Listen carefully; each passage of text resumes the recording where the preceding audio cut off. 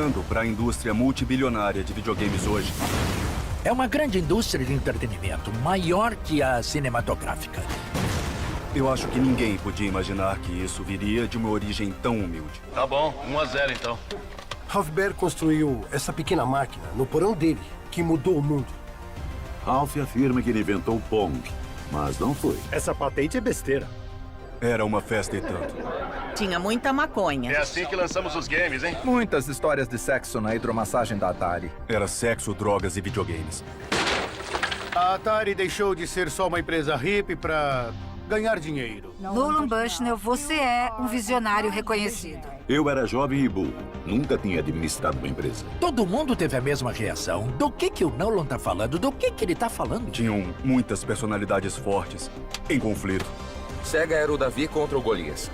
Nós encaramos a Nintendo. Eu sempre recebia cartas bem chatas do Howard Lincoln. Foi uma grande luta entre duas empresas. Sempre foi pessoal. Eles eram mandões. Não havia nada melhor que o sobe e desce dos primeiros videogames. O mercado do videogame era novo. Era o Velho Oeste.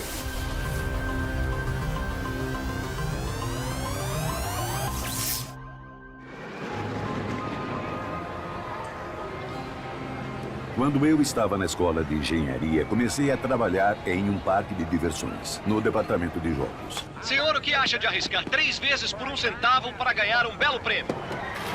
Então, eu tenho um pouco de experiência em jogos.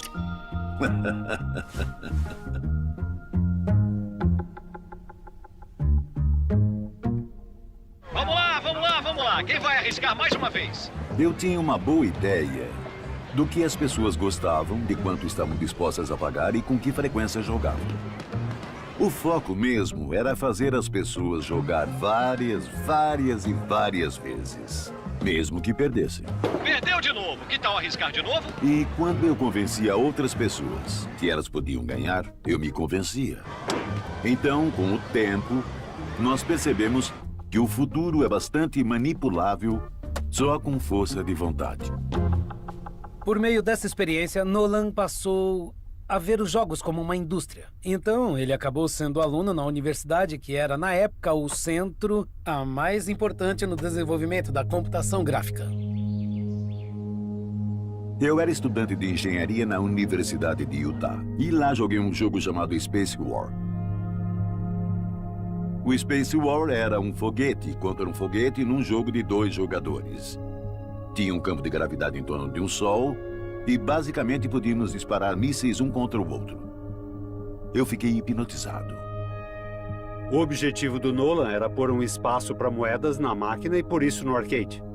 O problema é que precisava de uma máquina de $1 milhão. O Space War foi jogado em um computador de $1 milhão.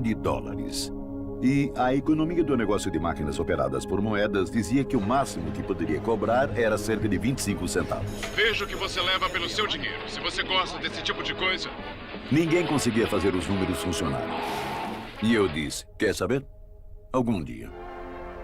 Do outro lado da Bahia, com seus diversas pontes, os pináculos de São Francisco captam o sol da tarde. Depois que me formei em engenharia, consegui um emprego na Ampex, no meio do Vale do Silício. Na época, o Vale do Silício era mais conhecido por pomares de ameixeira do que por tecnologia. Quilômetros e quilômetros de pomares perfumados se espalham em uma paisagem de infinita beleza. Não havia empresas de eletrônicos de consumo no Vale, pelo que eu saiba, não mesmo. Eram empresas de semicondutores e empresas militares aeroespaciais. Na Ampex era camisa branca e gravata preta. Muito abafado. Era os anos 70 e todos nós tínhamos nossas roupas hips. Então, eu não estava particularmente animado para trabalhar na Ampex, mas meu colega de escritório, Ted Debney, devia ser um dos melhores engenheiros da Ampex. E não se esqueça, o Space War mexeu com a minha cabeça. E de uma hora para outra o custo do circuito de média escala passou de $2,80 a peça para 15 centavos.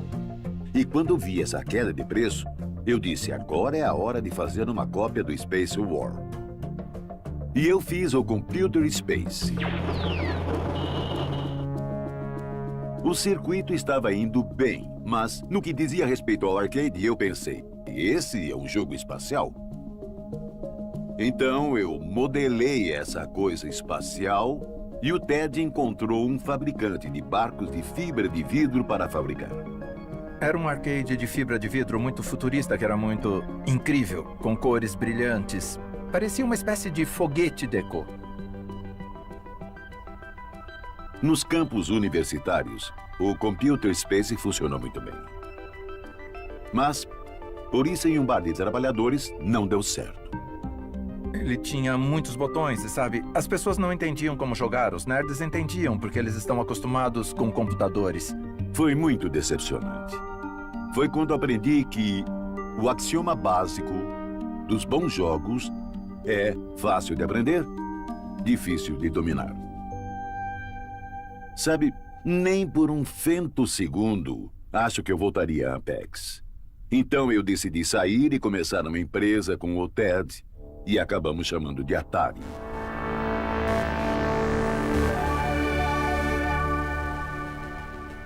Meu primeiro contratado foi um homem bem barbudo chamado Al Alcorn. Ele era um homem muito brilhante e um anarquista. Achei que a empresa ia falir em cerca de um ano e que eu ia voltar a trabalhar na Ampex. Esse era meu plano. Aí eu apareci para trabalhar e disse, o que você vai fazer? No primeiro dia em que o Al começou, eu dei a ele uma tarefa de treinamento muito simples.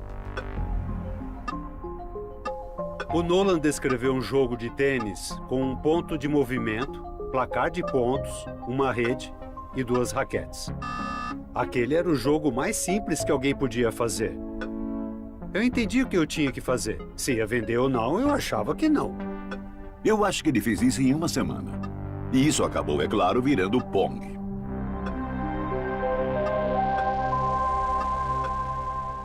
Quando meu pai Ralph viu o Pong pela primeira vez, ele reconheceu que era um produto derivado do que ele já tinha inventado bem antes. Sempre foi bem óbvio que meu pai tinha inventado essa coisa e que era a ideia dele.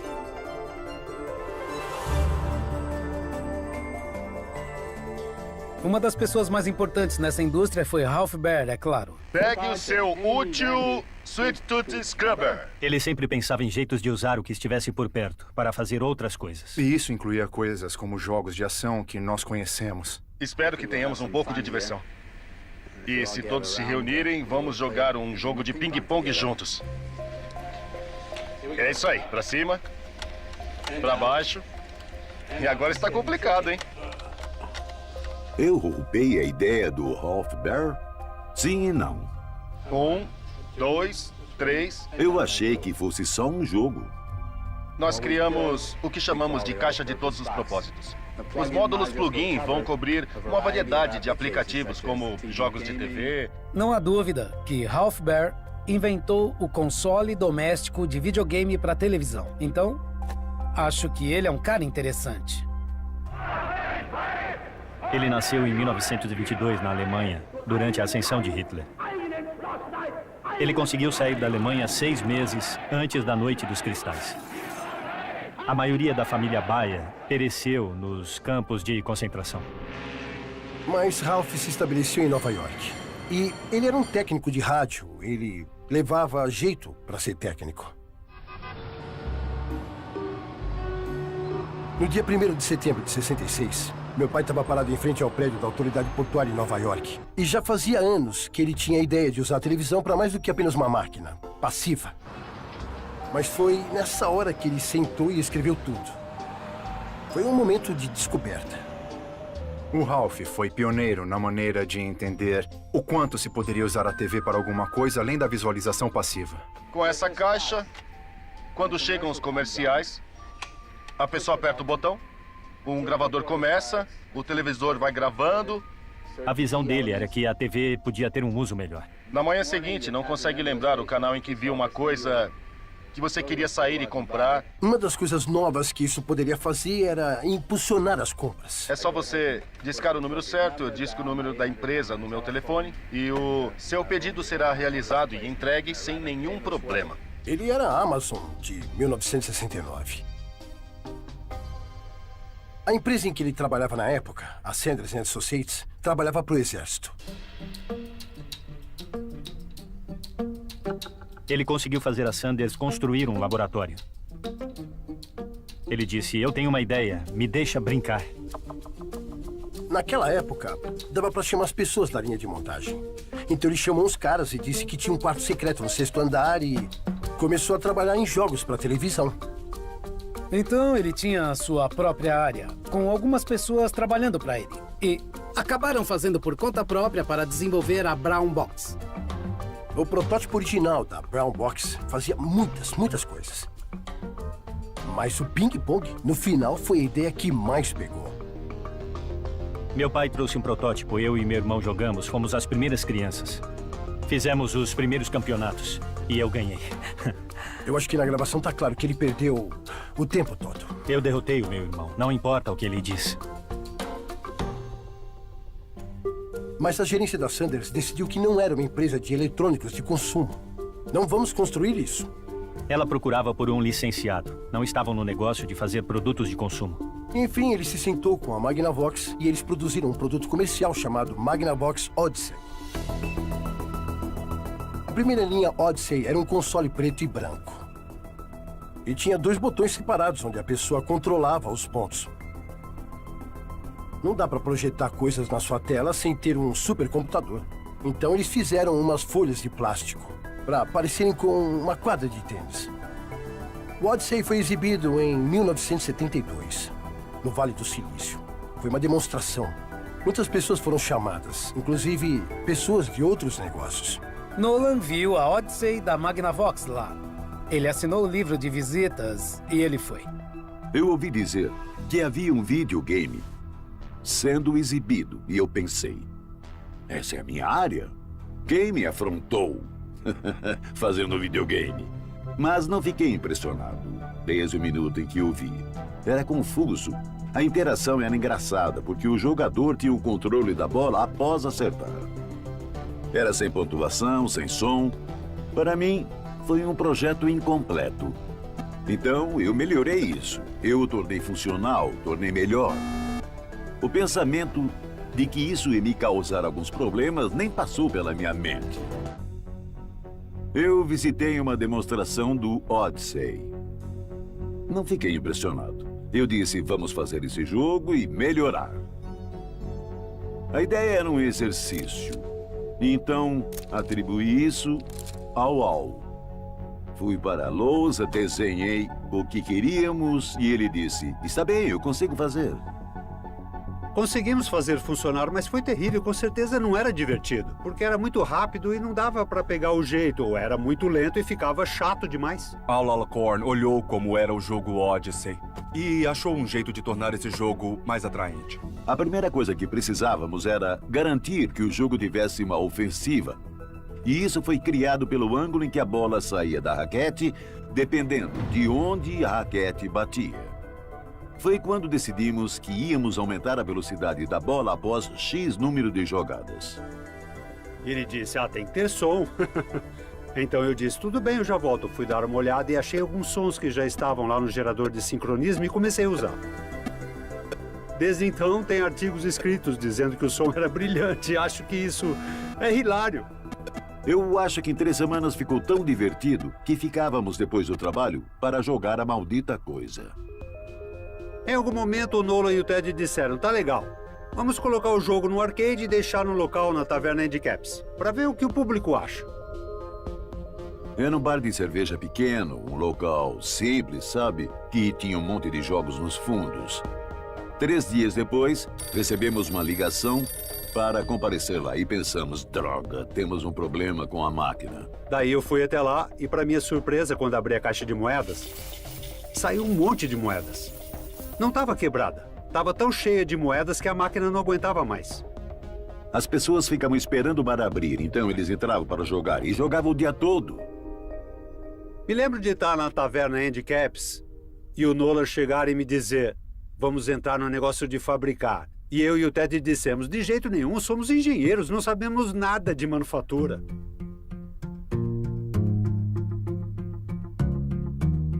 Eu disse, sabe, acho que podemos vender essas coisas.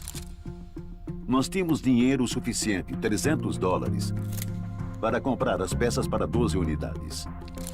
E, literalmente, em 3 semanas, nós construímos as 12 e vendemos por $1.000.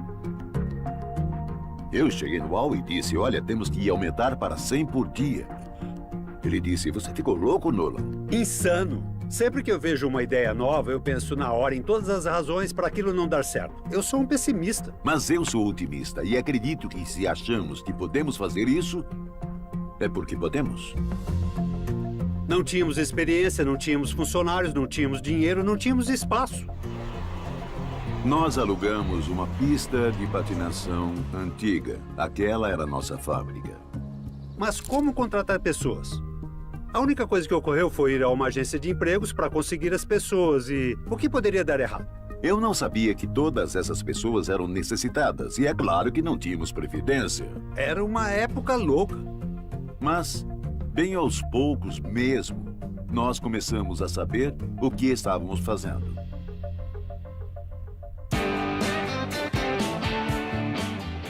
Aqui é onde tudo acontece. O edifício de engenharia Atari e seu ambiente bucólico na pitoresca Sunnyvale, composta por um grupo de técnicos que são verdadeiramente notáveis em sua área. Eu entrei na Atari e vi um monte de pessoas que estavam muito envolvidas no trabalho. Estavam animadas com o que estavam fazendo. Eram da minha idade. Aquilo era muito legal para mim. Não parecia um trabalho. É que tinha rock and roll tocando na fábrica o tempo todo.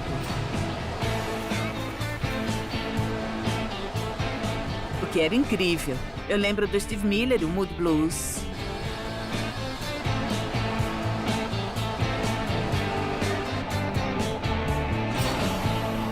Achávamos que podíamos contratar qualquer um. Não importava o quanto fossem estranhos. Totalmente em condições de fábrica, com as peças originais da Atari roubadas diretamente da fábrica. Eu escrevi um manifesto que resumia os valores da nossa empresa.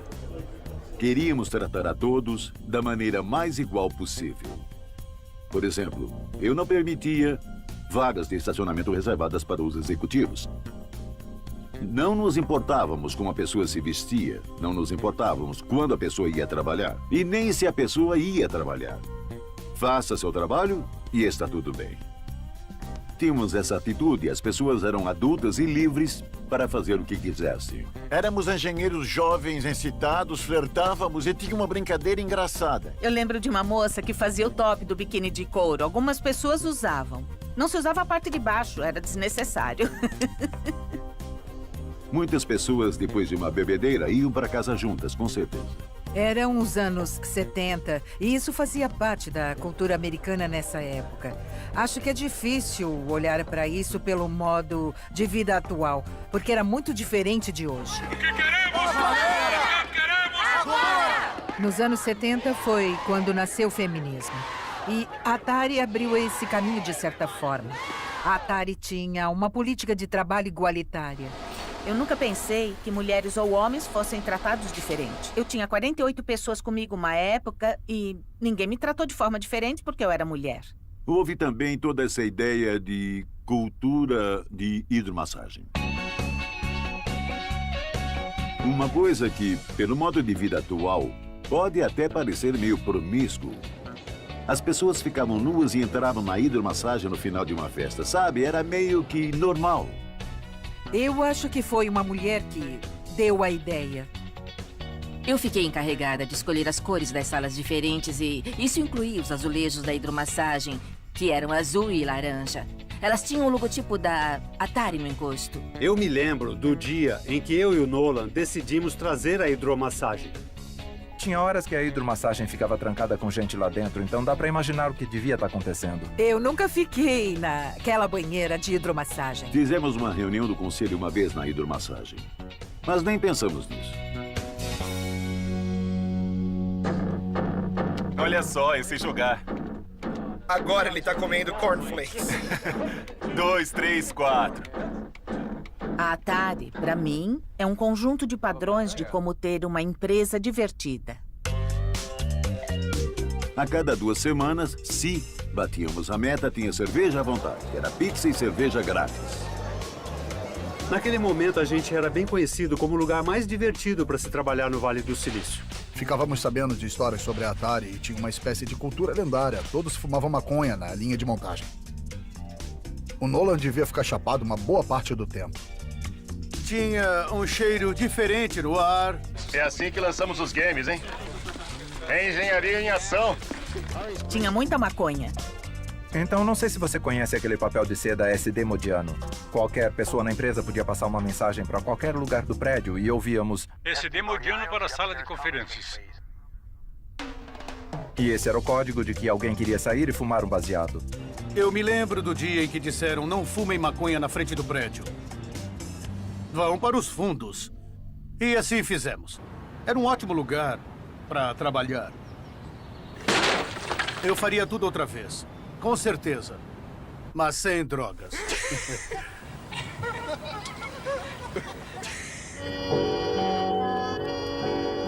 O que sua família faz nessas tardes chuvosas dentro de casa? Ou naqueles dias de inverno frios e tempestuosos? Divirta-se com o Odyssey. O Odyssey finalmente chegou ao mercado em 1972. Demorou um pouco. A Magnavox atrasou o lançamento.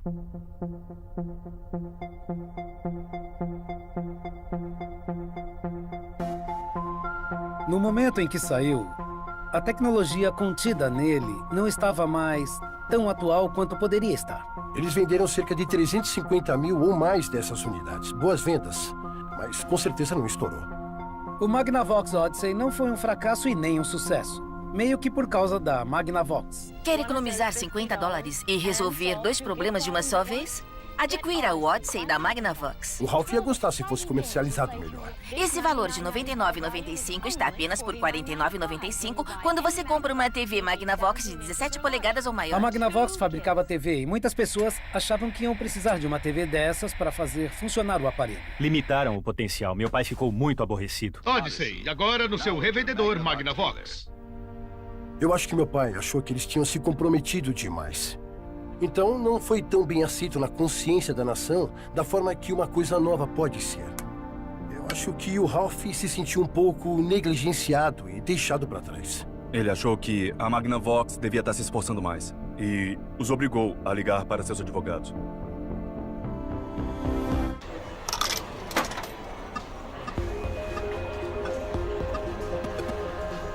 Pong foi um fenômeno. Então as vendas foram fáceis. Os distribuidores diziam, me mande 10, mande 10. E de repente, eu tinha uma carteira de 4.000 unidades. O problema era que qualquer um poderia entrar no negócio. Todo mundo estava copiando nossa máquina. Mas, naquela época, a gente nem pensava em patente. Porque no mercado de videogames, a tecnologia se movimenta tão rápido que sempre tivemos coisas melhores para fazer com o tempo do que disputas de patentes. O compromisso da Atari com a inovação foi tão grande que eles não estavam preocupados com o controle desse setor. Nós tínhamos uma estratégia de apenas fazer melhor, melhor e melhor. E então, de Pong, nós fomos para Pong Doubles e Quadra Pong. E depois, Space Race. E continuamos fazendo. Tinha o Tank, que acabou sendo um grande jogo para nós. Gotcha, Night Driver, Sprint. Um ótimo jogo de dirigir, não tinha nada a ver com a realidade. Tinha um jogo que eu queria fabricar que se chamava Breakout. Era um jogo de raquete e bola, e nenhum dos meus engenheiros queria fazer. Mas um dia um cara entrou no saguão e disse, eu não saio daqui até você me contratar. Ele estava mal vestido, era mal-humorado e ousado. Era o Steve Jobs. Eu pedi para o Steve fazer o Breakout no turno da noite, porque eu sabia que se o Steve estivesse no turno da noite, o Steve Wozniak viria depois do trabalho na Hewlett Packard. E eu sabia que os dois iam conseguir terminar esse jogo em pouco tempo. E terminaram. Nós dois ficamos acordados a noite toda, 4 noites seguidas. Pegamos mononucleose por isso. Estávamos estressados demais, mas encaramos e projetamos isso. Eles receberam um bônus de $5 mil. 20 anos depois, Wozniak estava sentado na minha cozinha e eu disse: Ei, quando você recebeu aquele bônus, o que fez com ele? Com $2.500? Ele balançou a cabeça e disse: o Steve fez isso comigo de novo. O Steve disse a Wozniak que era um bônus de $500. E então ele deu 250 e pegou o resto. O Steve saiu e depois teve a ideia de fazer um computador pessoal. Ele chegou em mim e disse: você quer um terço da Apple Computer por $50 mil? E eu recusei. Mas me arrependi depois. Só um pouco. Nolan Bushnell, você é um visionário reconhecido nessa parte do mundo. Então você viu que o Pong ia trazer? Sabe, não... Você viu? Tenho certeza se eu achei que ia ser tão grande assim tão rápido. Nós tínhamos falado muito sobre uma versão doméstica de nossas coisas. Muito. Mas a economia de nossa tecnologia não permitia isso. O único jeito de fazer uma versão doméstica do Pong era pondo tudo num pedaço de silício, um chip personalizado. Mas o Al chegou em mim e disse: acabei de achar uma nova tecnologia. E então, de repente, a oportunidade de colocar o Pong no chip era real. Era um console pequeno, 2 botões. E era lindo. Acho que acabamos fabricando cerca de 180 mil. Vendemos todos.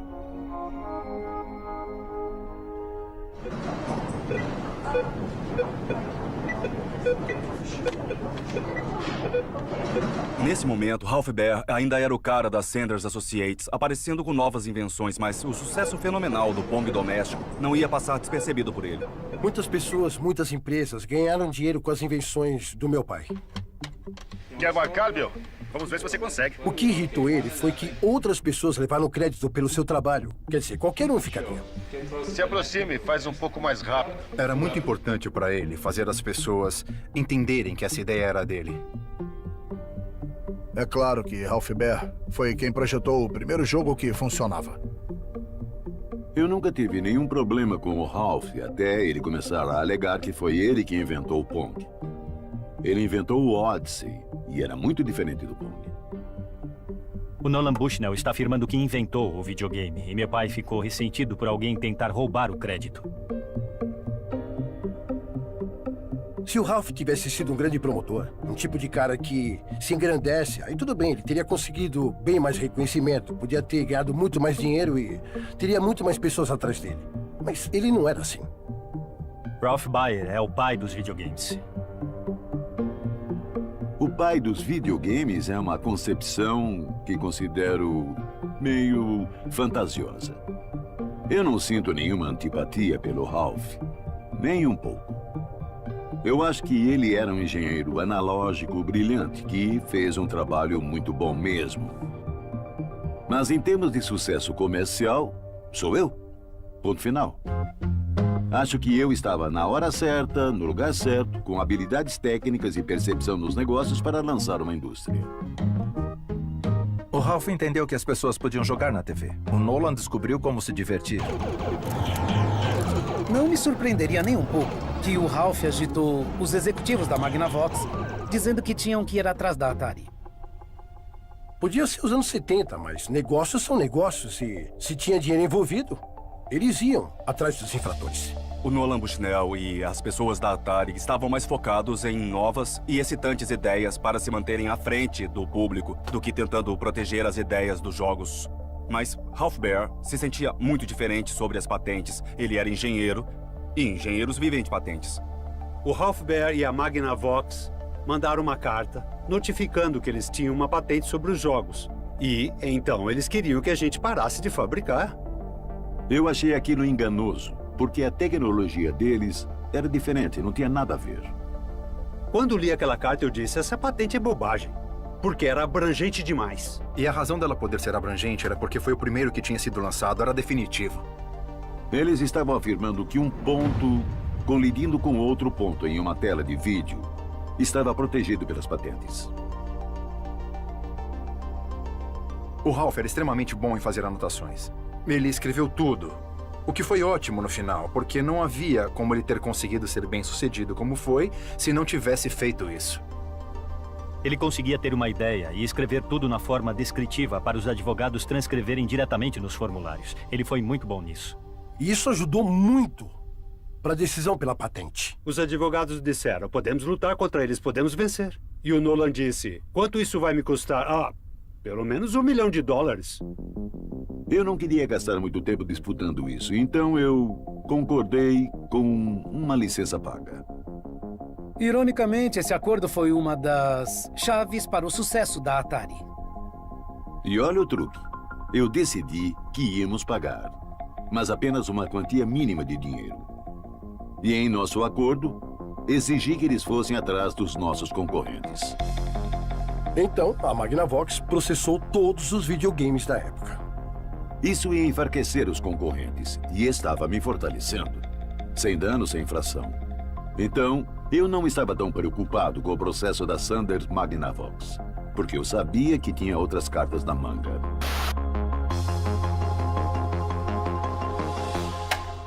Vamos lá, pra cima. Então, no começo do console doméstico, o console só jogava um jogo. Perdi, 1-0. O próximo passo seria criar um console que pudesse aceitar vários jogos.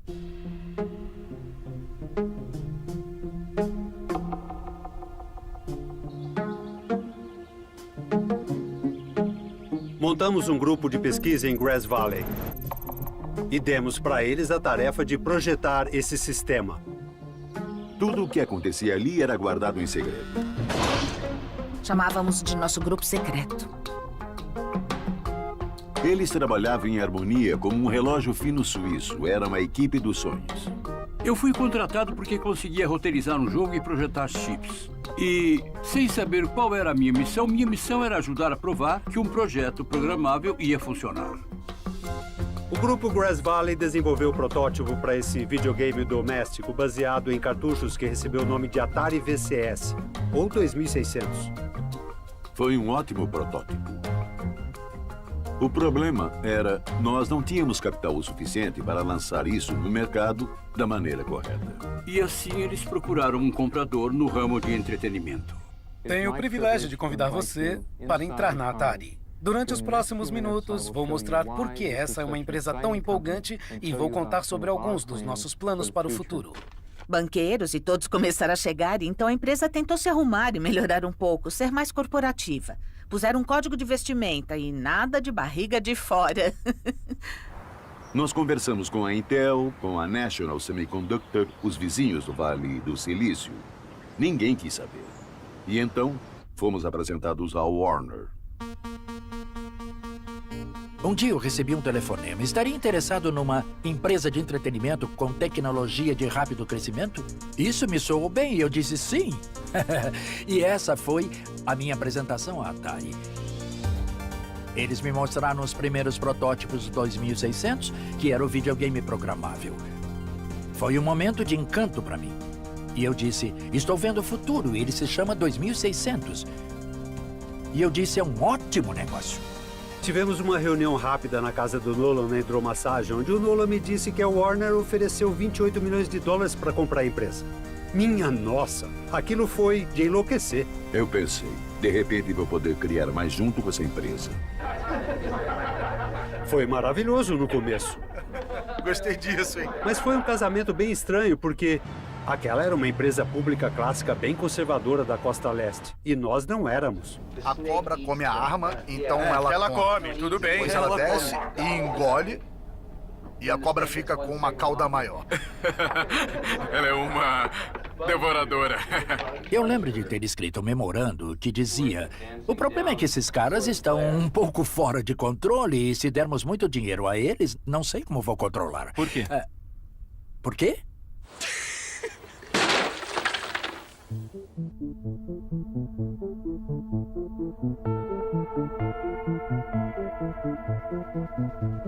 Eu acredito que não houve um entendimento por parte da Warner sobre a agilidade que a tecnologia se movia.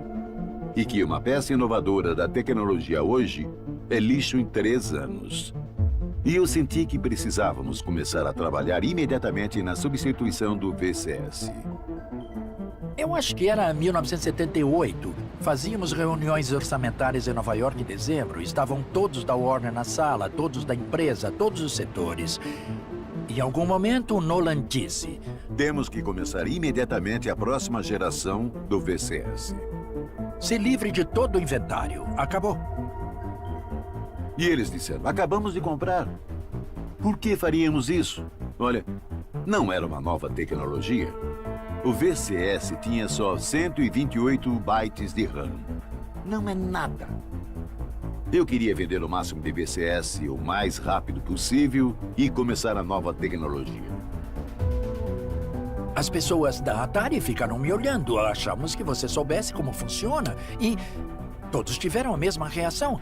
Do que o Nolan está falando? Do que ele está falando? Eu fui chamado para o escritório do Steve Ross, que é o diretor executivo da empresa, na manhã seguinte. O Steve estava meio em pânico e me disse: o cara que comprou a empresa disse que acabou tudo, mas aos berros.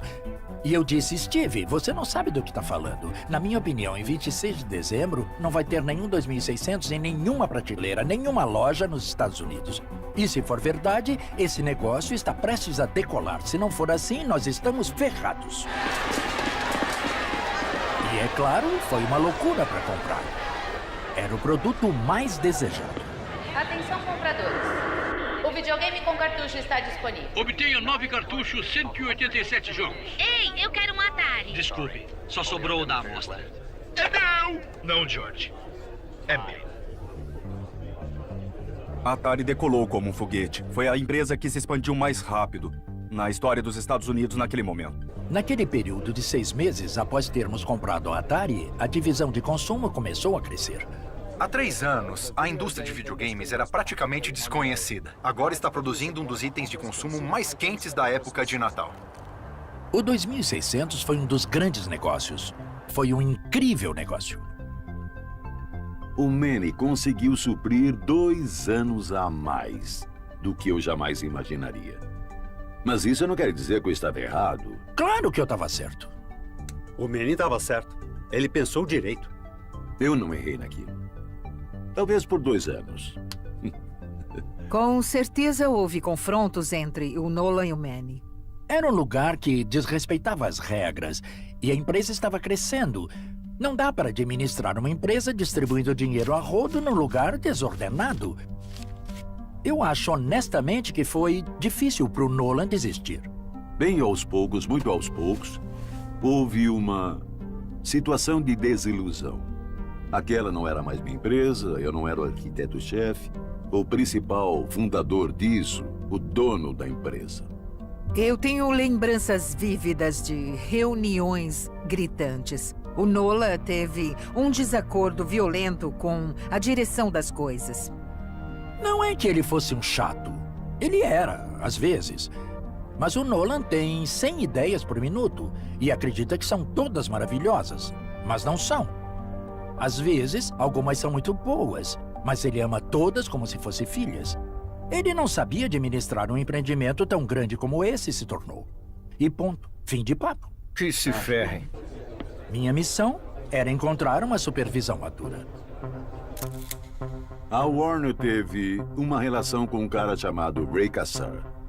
E eles disseram que ele podia ser perfeito para essa divisão de consumidores. E o contratamos, porque o Ray tinha o tipo de experiência em termos de negócios que faziam sentido para mim. Nós, do laboratório, podíamos ver que a coisa não estava indo bem.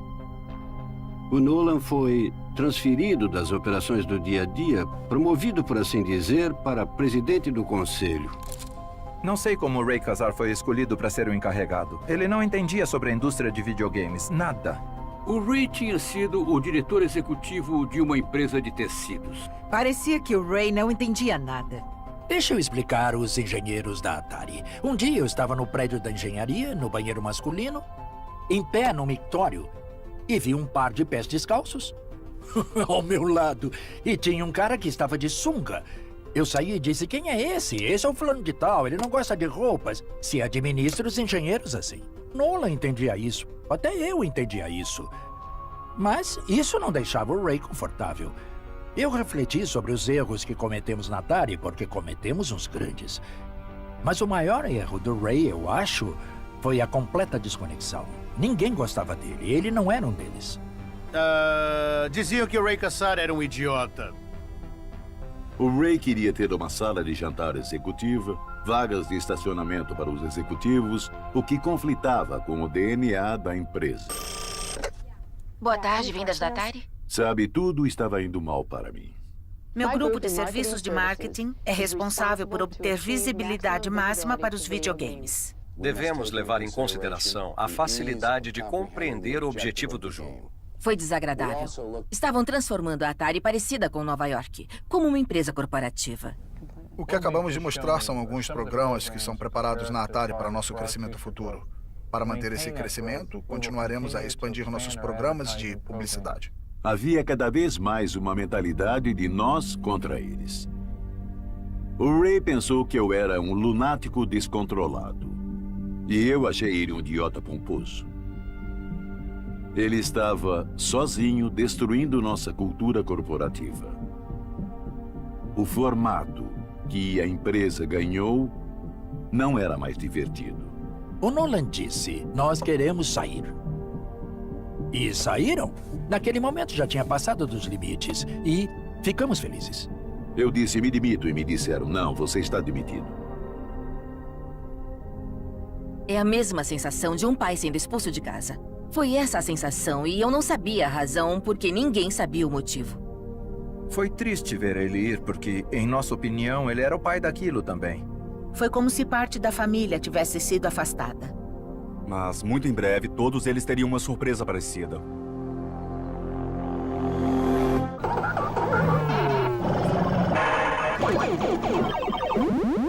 Essa sinfonia de ruídos eletrônicos é a música do dia.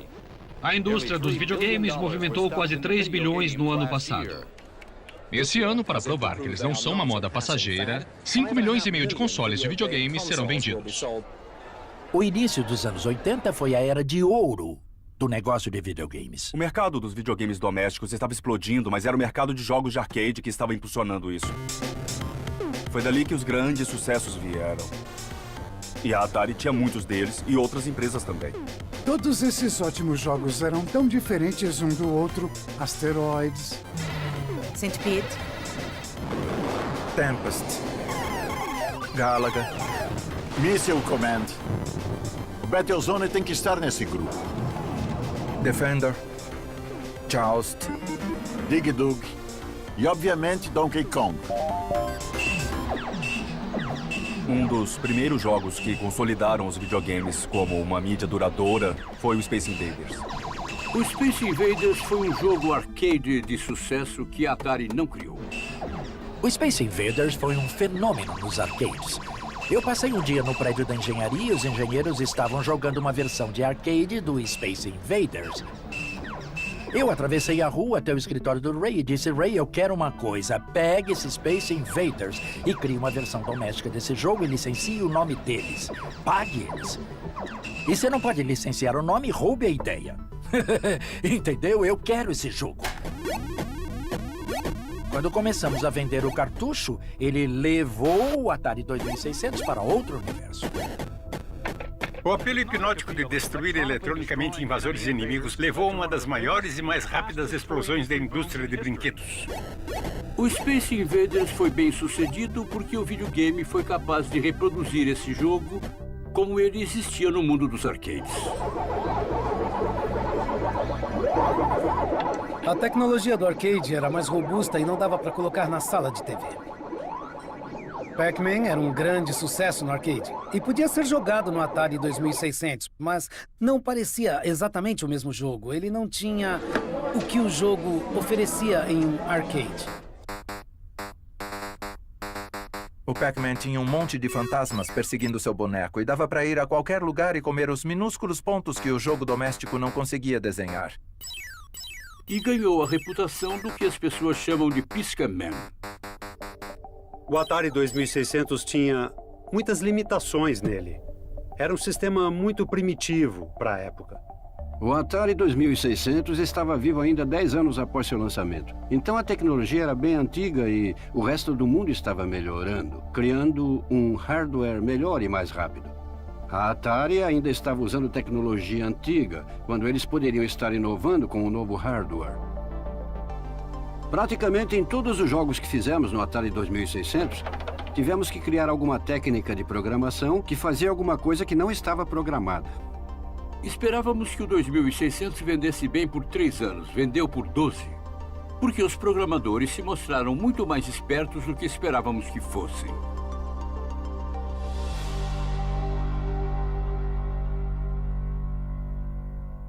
Eu sou o David Crane, C-R-A-N-E. Larry Kaplan, K-A-P-L-A-N. El Miller.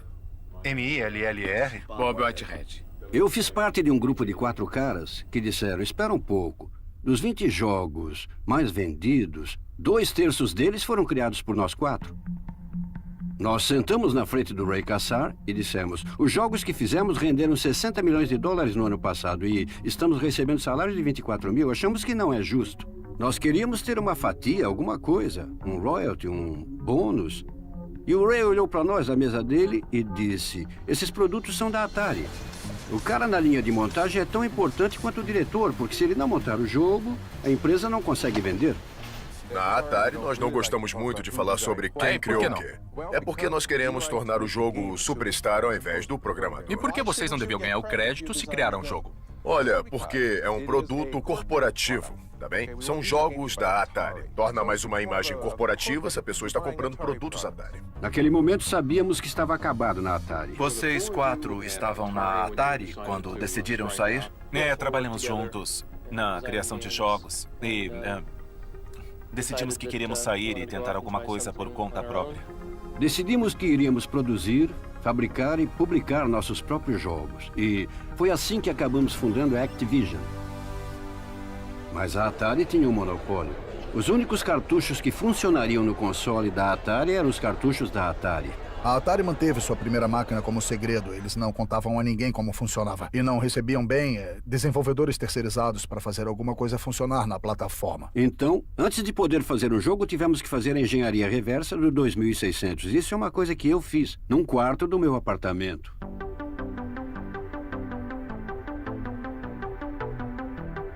Por anos, eu estava tentando pôr um homem correndo num videogame. Mas o Atari 2600 não foi projetado para fazer isso. E eu disse, eu vou fazer isso, nem que eu morra.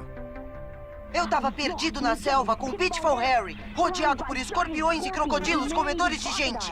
Se você ainda não conheceu Pitfall Harry, você está perdendo a aventura de videogame mais incrível do ano. Pitfall para o Atari 2600 e Intellivision, projetado por David Crane. Acredito que a Activision vendeu cerca de 4,5 milhões de cópias do Pitfall, gerando cerca de 50 milhões em receita de atacado. Perdido na selva. Nem todo mundo sabe, mas foi uma das primeiras aparições em comercial de TV do Jack Black. Ele tinha apenas 12 anos, eu acho. Eu sabia que a dominação da Atari logo chegaria e tentaria tirar eles do negócio ilegalmente. Só porque a Atari era assim. Tínhamos bons advogados. E eles disseram, a Atari vai processar vocês. Ela não tinha razão para nos processar, mas nos processou. Eles foram processados por roubo de segredos comerciais. Eles alegaram que nós roubamos propriedade intelectual. E nós não tínhamos feito nada do tipo. Eu não lembro as razões, mas sim, não vencemos. Depois que o processo foi resolvido com a Atari, ficou claro que fazer videogames para console de outra empresa era uma coisa que podia ser feita. Então acabamos criando o negócio de lançamento de jogos de videogame terceirizados que conhecemos hoje. Qualquer um poderia fazer um cartucho para o 2600. E foi isso que matou a empresa. Para o Atari Video Computer System, Star Master, da Activision.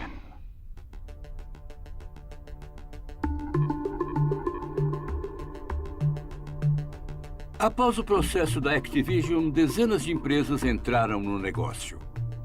Da noite para o dia, havia 30 empresas fazendo videogames para o sistema Atari 2600. Eram todas jovens startups pegando programadores de esquina. As pessoas que lançavam esses jogos conseguiam ter um grande lucro vendendo lixo. Jogos como Lost Luggage, até mesmo o Quaker Oats, começaram a ser jogos do Atari 2600. Teve o lendário Cursed Revenge, que era essencialmente estuprar mulheres indígenas. Basicamente era isso. Espera, nosso videogame é para crianças, o 2600, e não tínhamos controle. Esquece a qualidade, o conteúdo estava fora de controle. A Atari tinha jogos péssimos como o ET.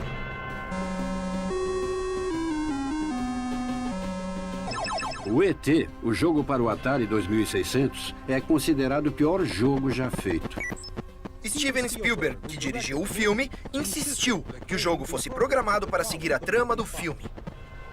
Steve Ross era o presidente e diretor executivo da Warner Communications e estava agradando o Spielberg. Ele gostava do Spielberg e eles se gostavam. Não me lembro do valor, mas eu garanto que custou mais de 20 milhões de dólares esse cartucho. Estávamos loucos. Mas tinha que sair no Natal e, quando o acordo foi assinado, faltavam 6 semanas para criar o jogo. O videogame que nos ajuda a levar o ET para casa. Bem na hora do Natal. Feliz Natal, da Atari. Estava fadado a dar errado no momento que foram avisados. Vocês têm só esse prazo para um cartucho, então façam o melhor que puderem. Na primeira tela, ele já caía num buraco. Game over. Eu sou um especialista em jogos e não consegui tirar o cara do buraco. Foi terrível. Ele vendeu como um sucesso por uma semana e começaram a ser devolvidos. E havia essa lenda urbana de que milhões de cartuchos do ET tinham sido enterrados no deserto. E é uma ótima história. Só que não era verdade. Na época, a fábrica em El Paso estava fechando. E eles apenas tiraram tudo que era para o atacado ali. Não tinham só os ETs. Tinham peças dos Ataris 400, Ataris 800. Eles não podiam deixar no mercado. Então só deixaram em um aterro.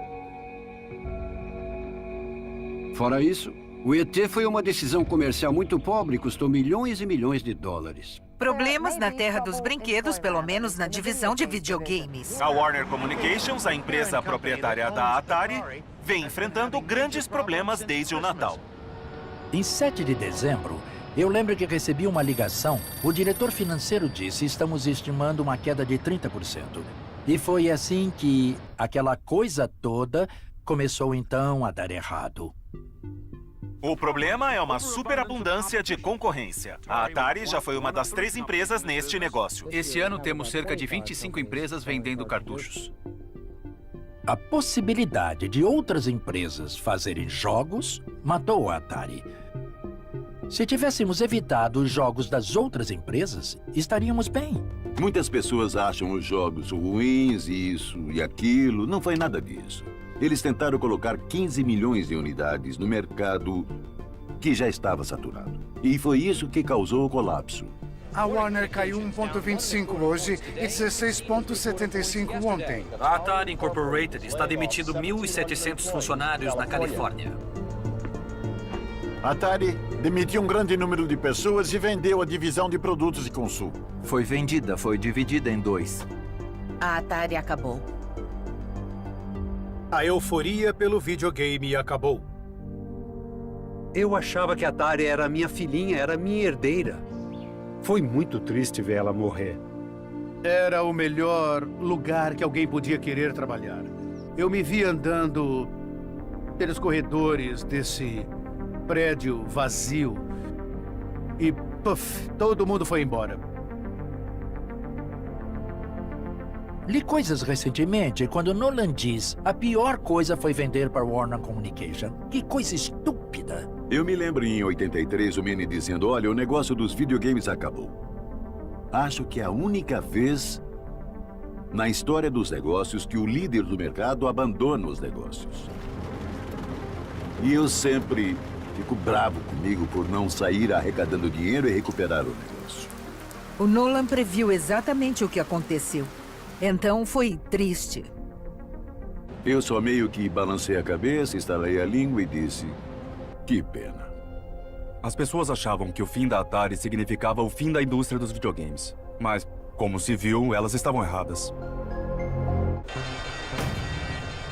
Por mais surpreendente que pareça, a indústria de videogames está com problemas.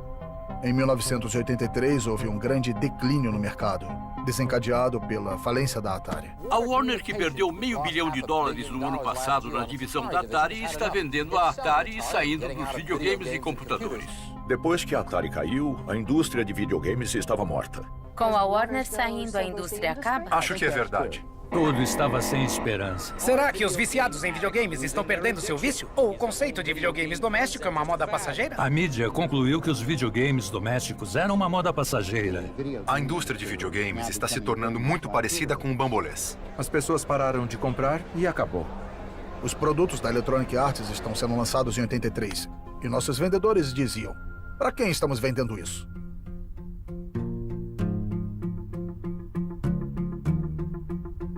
Ao mesmo tempo em que houve esse colapso nos Estados Unidos, o mercado de videogame doméstico no Japão estava pegando fogo, com a introdução do Family Computer System da Nintendo, o Famicom. O Famicom saiu em 1983 e no Japão foi um enorme sucesso. Mas no mercado americano ainda não estávamos prontos, porque os varejistas tiveram prejuízo. E isso nos deixou meio que num dilema: o que fazemos? E a resposta foi: esperamos. Queríamos ter certeza de que quando apresentássemos nosso produto, os varejistas seriam convencidos a aceitá-lo. No final, em 1985, a Nintendo lançou o Entertainment System. Você será aquele a testemunhar o nascimento do incrível Nintendo Entertainment System? O único a jogar com Robbie, o extraordinário vídeo-robô, pilhas não incluídas. Eles o lançaram como um robô. Robbie o robô. Robbie o robô era um acessório que funcionava com o Nintendo Entertainment System. Na realidade, era o presente de grego. Todos nós sabemos que o robô não era tão fantástico. Mas permitiu que a Nintendo fosse até os varejistas e dissesse: nós temos essa coisa nova legal. Não é um video system, mas é um entertainment system que usa tecnologia e faz todas essas coisas. O Nintendo Entertainment System vem com o Hobby, pistola Light Gun, console, 2 controles, Gyromite e o Duck Hunt. Sabíamos de cara que depois que desse certo, o Robbie robô ia sair de cena. Antes de lançarmos o Nintendo, a Nintendo era estritamente uma empresa de jogos de arcade. E um dos seus grandes sucessos era o Donkey Kong.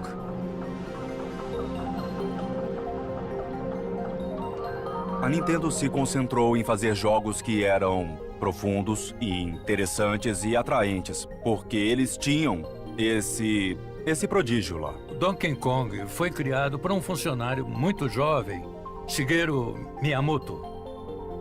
Um artista nato. Acabou que ele era um gênio criativo. No jogo, um cara de bigode e chapéu vermelho que está se esquivando de bolas que estão sendo lançadas por um gorila. Tivemos que inventar um nome para esse personagem e alguém lembrou do nome do dono do nosso imóvel, Mario Segale.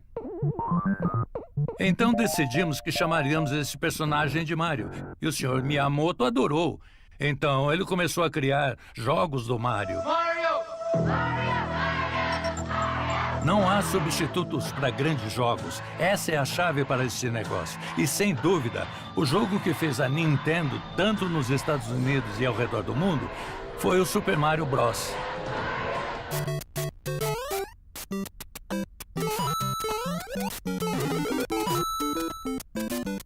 Muitas pessoas consideram o Sr. Miyamoto como o verdadeiro Steven Spielberg dos videogames. É um pouco alucinógeno. Acho que se pensarmos no Mario Bros, o fato dele colocar isso na tela, acho que é uma prova do nível de conforto criativo dele, que ele estava disposto a expressar, com coisas tão aleatórias e estranhas. E ele destilou em só um pequeno cenário dentro do jogo que o tornou tão cativante.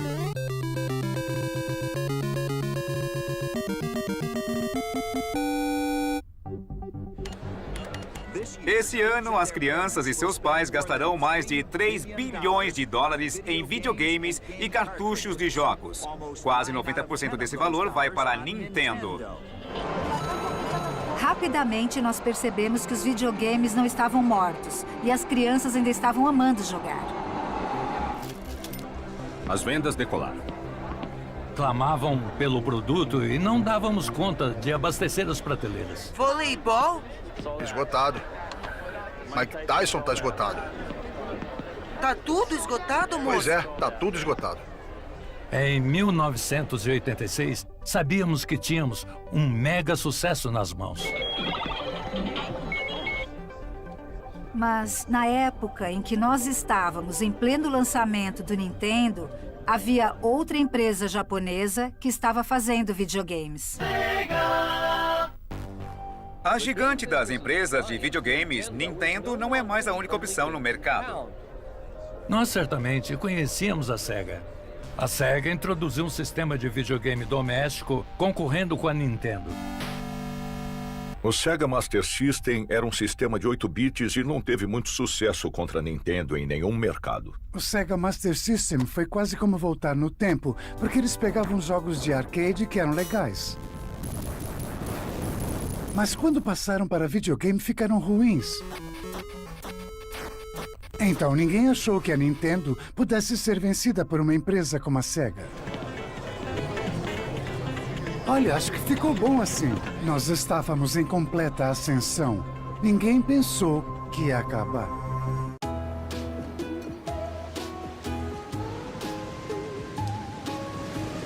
Eu estava no Havaí. Eu tinha sido recentemente diretor executivo da Universal Matchbox. Tínhamos vendido a empresa para a Taiko. E eu estava desempregado numa praia no Havaí com minha família. De repente, o Hayo Nakayama, diretor executivo da Sega do Japão, aparece de terno e gravata e começa a falar comigo sobre a Sega. Eu queria saber como ele me achou. E, em segundo lugar, o que você está fazendo aqui? Ele queria que eu fosse para o Japão com ele e olhasse o que a tecnologia de 16 bits poderia fazer para a indústria de videogames.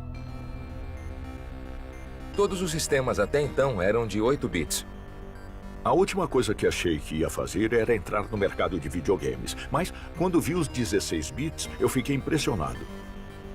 Eles eram tão diferentes, tão dramaticamente melhores, que eu entrei para a empresa. Tom Kalinske era um executivo famoso da indústria de brinquedos. E a gente não acreditava que ele se juntaria a uma pequena empresa como a nossa. Eu achei que havia uma chance de pelo menos conquistar alguma fatia de mercado da Nintendo. Quando a Sega decidiu lançar o Sega Genesis de 16 bits, o Nintendo era muito forte. E Tom Kalinske costumava chamar isso de Davi contra Golias. Qual é o sistema de videogame de 16 bits mais legal, com verdadeiros jogos de arcade, ótimos gráficos, desafio verdadeiro, som estéreo e os melhores títulos também? Genesis da Sega. Genesis, a nova geração em videogames.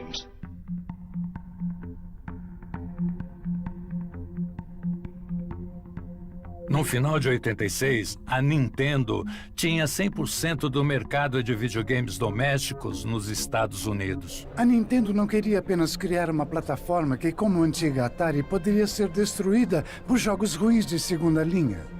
Tivemos que descobrir um jeito de manter os jogos ruins ou jogos que não controlávamos fora do nosso sistema.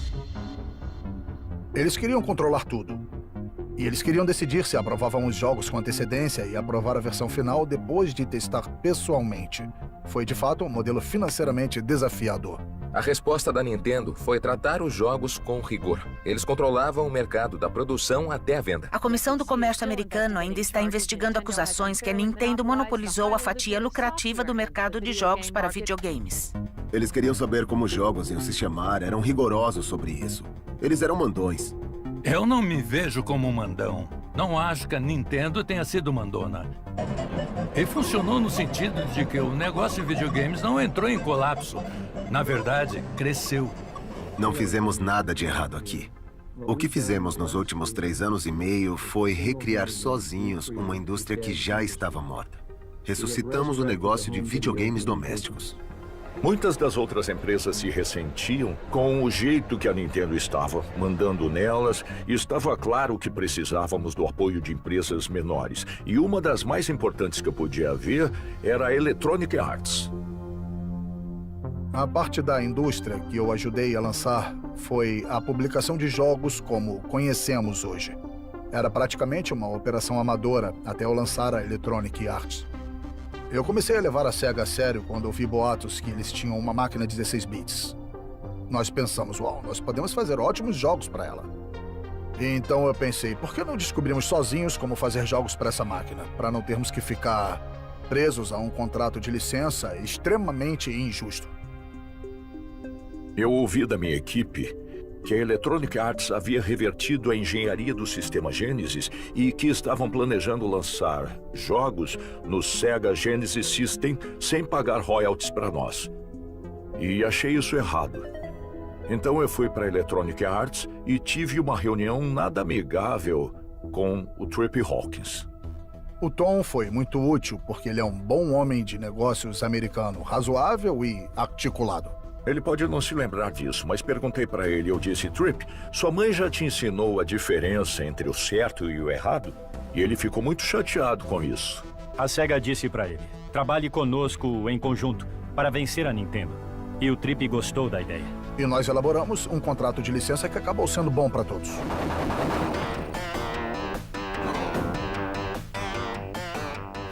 O acordo com a Electronic Arts nos ajudou a convencer outras empresas de jogos a entrar na batalha contra a Nintendo e dissemos para eles que podiam fazer jogos para o Sega Genesis. E a Nintendo não ficou feliz com isso. Eles estavam tão presos no jeito deles que até ficou muito fácil derrubar eles. Mas precisávamos de um personagem que pudesse competir efetivamente com o Mario. Como a Nintendo sempre dizia, o nome do jogo é o que vale. Um jogo pode mudar o destino da empresa. Se eu tiver que mencionar apenas uma razão da SEGA ter tido sucesso, é o Sonic the Hedgehog.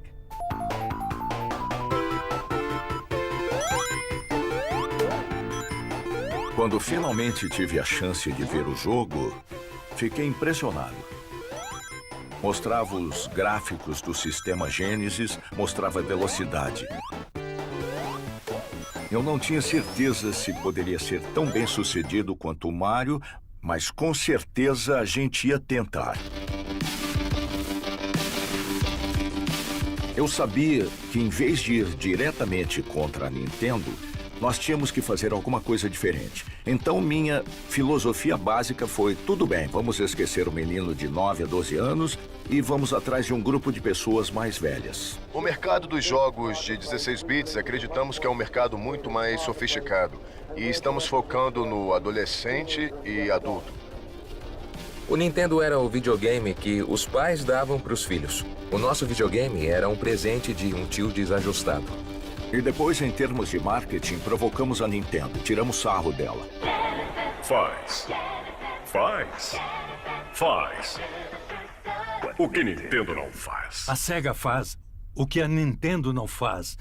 Ou alguma coisa assim. Achei engraçado. Também inventamos o famoso grito da SEGA. SEGA! SEGA! SEGA! SEGA! Eu comecei a levar meus filhos para a escola de manhã e quando o nosso carro chegava, as meninas gritavam SEGA, SEGA pra mim. E aí eu pensava, nossa, até as meninas estão gritando SEGA, é ótimo.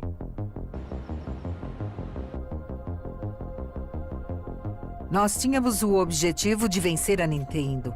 Toda vez que alguma coisa surgia e era um obstáculo, pensávamos, o que precisamos fazer para vencer a Nintendo?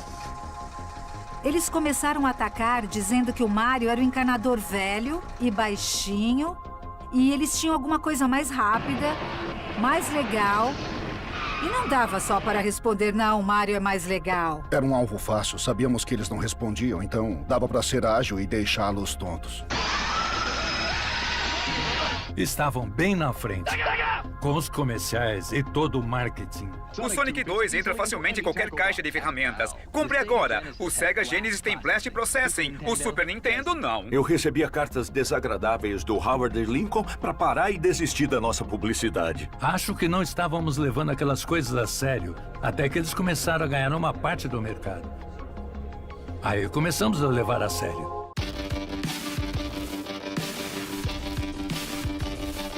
O ambiente de trabalho na SEGA era muito divertido. Éramos uma daquelas empresas que tinha uma mesa de ping-pong, brincávamos com armas Nerf um contra o outro. Nesse sentido, éramos um retorno aos dias da Atari.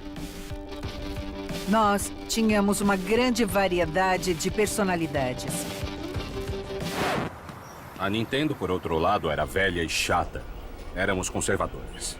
A Nintendo era administrada como um exército. Atenção, vocês têm que fazer o exame oral e têm que fazer o teste oral. E a SEGA parecia mais um parque de diversões. Eu acho que não tem um jeito mais claro de mostrar a diferença entre a atitude da Nintendo e a atitude da SEGA do que Mortal Kombat.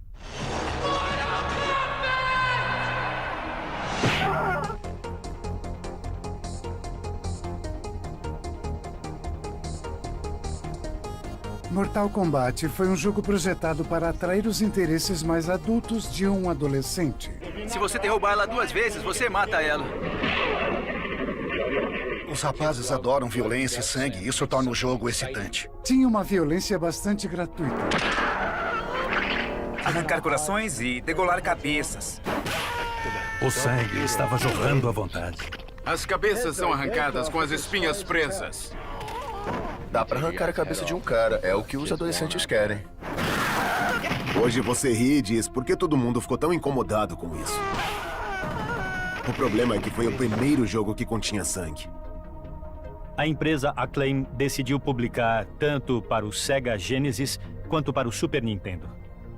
E quando dissemos para Howard Lincoln, eles fizeram uma revisão e disseram, não sei se combina com nossa filosofia. Estávamos muito preocupados com o tipo de conteúdo dos jogos. Tínhamos nossas próprias diretrizes internas para o que era aceitável e concluímos que não poderíamos permitir sangue na versão da Nintendo. Howard disse, vocês têm que deixar o sangue verde. Então dissemos, claro, vamos fazer o sangue verde. É isso que você quer, Howard? Vamos fazer o sangue verde. Todos sabiam que era bobagem. Eu achei que a Nintendo só estava querendo censurar mesmo. Na SEGA a gente podia dizer, ei, a gente deixa as pessoas verem o sangue vermelho. E eles não. O Super Nintendo tem uma versão mais tenra do Mortal Kombat. Mas alguns acreditam que o esforço da empresa em abrandar o jogo vai acabar com a maioria das vendas. Nós claramente fomos classificados como videogame legal, e isso era uma coisa que a SEGA nunca tinha sido antes. Recebemos 3 vezes mais pedidos para a versão da SEGA do que para o Super Nintendo. Foi muito bem mais sucedido no sistema SEGA e fez dela uma companhia mais sucedida durante esse período do que a Nintendo. Eles ganharam de nós. Mortal Kombat criou uma febre no mercado no que diz respeito às vendas, mas também chamou muito a atenção dos pais. Com certeza, estou preocupada. Estou preocupado porque afeta diretamente o comportamento dos meus filhos. Eu estou muito preocupada e há um jogo em particular que parece ser muito violento. Ele se chama Mortal Kombat. No final, a discussão chegou ao ponto em que o Congresso decidiu dar uma olhada na violência do jogo. Acho que é hora de traçar um limite. Eu sei que é uma questão onde os pais querem que tracemos um limite na violência dos videogames. O senador Lieberman e seu comitê decidiram investigar a violência nos videogames domésticos. O que vocês estão prestes a ver são cenas dos novos videogames mais violentos. Primeiro temos o Mortal Kombat. É um videogame doente e nojento no meu julgamento. Quem produziu esse lixo devia se envergonhar. Eles acharam que isso estava distorcendo as mentes das crianças e que devia haver controles do governo sobre quais tipos de jogos deviam ser lançados no mercado. Se não fizerem nada a respeito, nós faremos. Tomaram a decisão de me enviar, apesar de eu estar na SEGA apenas por alguns meses. Mas eu tive o benefício de ter vários anos na Nintendo. Decidimos enviar Bill White para representar a SEGA porque o Bill trabalhou para o Howard e pensamos, isso vai incomodar bastante o Howard. Eu não posso estar aqui e fingir para vocês que, de alguma forma, o negócio de videogames foi transferido hoje das crianças para os adultos. Não foi, e o Sr. White, que é ex-funcionário da Nintendo, conhece o público-alvo tão bem quanto eu. O Howard era um advogado formado. Então, eu não acho que foi um duelo muito justo para o Bill. Eu acho que ele foi jogado para os leões. Crianças pequenas compram isso nas lojas hoje e ele sabe disso tão bem quanto eu. A Nintendo basicamente ficou do lado dos senadores. Howard Lincoln apresentou a Nintendo como sendo a companhia perfeita. Ele fingiu ser literalmente santo. Mas então o Bill White pega um rifle... Uma metralhadora de fogo rápido. E diz, do que está falando? Olha essa metralhadora que vocês têm. Que usa a mesma tecnologia e, pelo que sabemos, com vários jogos disponíveis. E eles... Esse produto não tem nenhuma classificação para sugerir que os produtos... A Nintendo produz o que você diz? Sim. Devo dizer que, para mim, isso parece uma arma. Tentamos mostrar para os senadores a ideia de que nem todos que jogavam videogames eram crianças. E que não se tratava disso.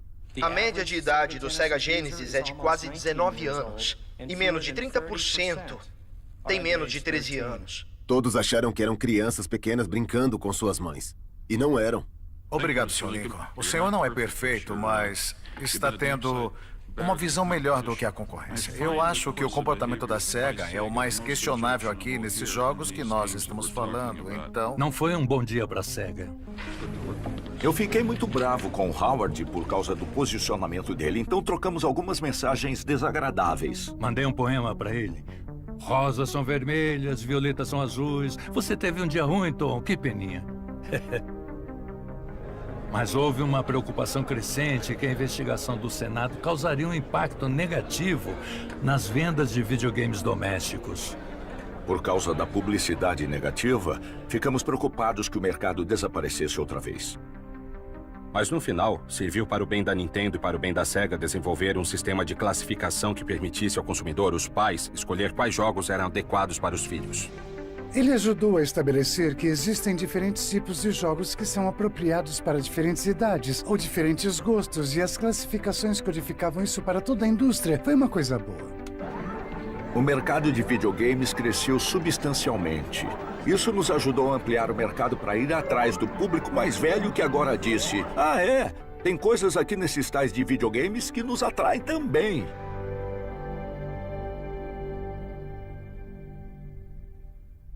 Não vai demorar muito para que os jovens atores, que costumavam sonhar em ir para Hollywood, sonhem em ir para o Vale do Silício. O futuro com a tecnologia de CD-ROM significa a qualidade de produção que você está acostumado a ver em filmes. No início dos anos 90, ficou muito claro que o CD-ROM ia ser a direção dos jogos no futuro. Porque era possível fazer um videogame parecer um programa de televisão com imagens de filme e vídeo em movimento. Os cartuchos custavam $45, mas no CD-ROM dava para colocar todos esses dados por $1,80 na época. Soubemos que a Nintendo ia trabalhar com a Sony no desenvolvimento do próximo sistema de videogame usando a tecnologia de disco óptico da Sony. Quando a gente soube que a Sony estava em parceria com a Nintendo, pareceu o fim de tudo. Como a Sega ia poder competir com esses dois gigantes juntos? Eu estava na feira de eletrônicos de consumo em Las Vegas, quando todo mundo esperava ouvir o anúncio da união da Sony e da Nintendo. Acho que havia uma expectativa de que faríamos alguma coisa com a Sony. Mas a Nintendo tomou uma decisão comercial. Eu me lembro de anunciar essa decisão e sabia que era um choque. Howard Lincoln surpreendeu o mundo dizendo que eles usariam a tecnologia de disco óptico da Philips e não da Sony. E parece que eles não tinham contado isso para a Sony antes da declaração. Então os executivos da Sony ficaram furiosos. E foi um momento de susto total. A Sony foi pega de calças curtas. Dá para imaginar que a Sony levou para o lado pessoal naquele momento. Na cultura japonesa, foi uma humilhação incrível para essa marca nacional icônica como a Sony ser deixada no altar pela Nintendo. Ao invés de trabalhar com outra empresa como provedor do conteúdo dos jogos, eles se empenharam em desenvolver a própria plataforma deles que puderam controlar desde o início. Acho que mexemos com uma coisa séria. Aquilo era muito sério. Pode parecer para todo mundo que não foi nada na história, menos para os viciados em jogos, mas aquilo foi um marco no desenvolvimento de toda a indústria. Aquilo foi um ponto de virada para a indústria. A história nunca seria a mesma. Sony Corp lança um novo aparelho de videogame. A Sony teve uma ideia muito boa de entrar no mercado. Sabíamos pelos fatos que a Sony estava lançando um sistema que poderia nos fazer muito mal.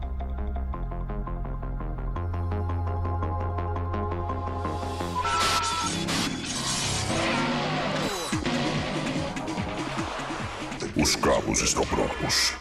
Você está.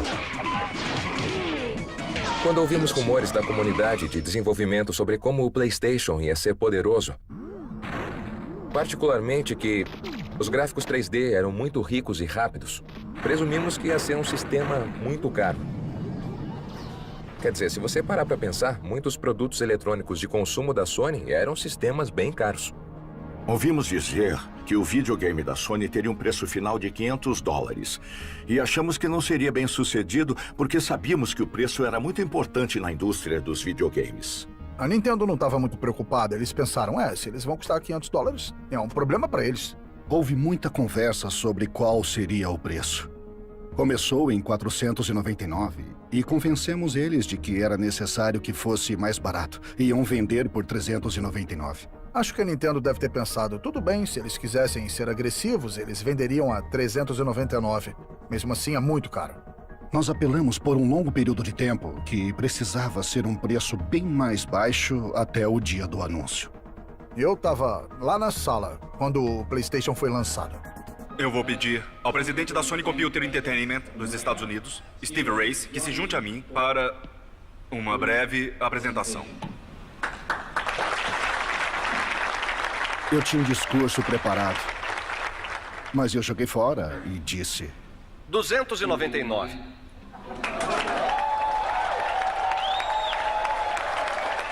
Ele disse 299. Aí houve um suspiro. E esse foi o discurso mais curto na história dos negócios ocidentais, eu acho. Que merda. Que merda. Queríamos que eles dissessem merda e que soubessem que estavam em apuros e que queríamos jogar. A gente nunca achou que esse poderia ser o preço. Houve pânico no escritório. Sabíamos que íamos entrar numa guerra. Eles mudaram toda a natureza do negócio. A Sony foi uma verdadeira destruidora. A Sony eliminou a Sega de ser uma concorrente de hardware e marginalizou a Nintendo. E aí, encanador bigodudo, seu pior pesadelo chegou. Eu tenho uma pequena surpresa pra você aqui. Ambientes tridimensionais e orgânicos exuberantes. Como se sente, amigo? Como se os seus dias estivessem contados?